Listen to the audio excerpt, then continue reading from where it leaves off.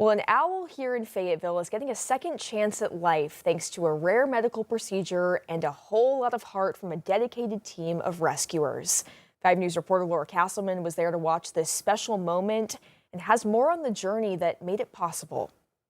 A barred owl that was found struggling hanging from a fishing line at Lake Fayetteville has finally been given a second chance and returned to the wild. And unfortunately, through its rehabilitation process of getting healed, it lost all of its feathers, every feather in its body. Fishing line may seem harmless, but to wildlife it can be deadly. And experts say that proper disposal of fishing line and recycling can prevent deadly measures. Emily Warman, a veterinarian with North Song Wild Bird Rehabilitation, said the owl suffered severe injuries, including damaged feathers, and needed a rare surgery called a feather transplant, also known as imping, to help it fly again.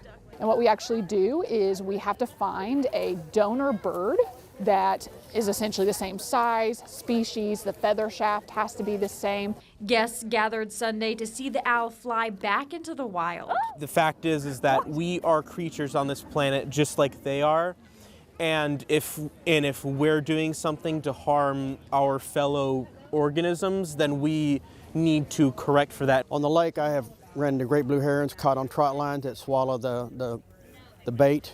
Alan Bland is a retired park ranger and says he's seen this situation one too many times. It's a slow, terrible death because they can't fly, they can't eat food. So they sometimes for days they just lay there until hopefully somebody would find them. It's why this team is encouraging people to properly dispose of fishing line, a small act that helps protect wildlife and shows the care, dedication, and heart it takes to make a difference. In Fayetteville, covering news where you live, Laura Castleman, 5 News.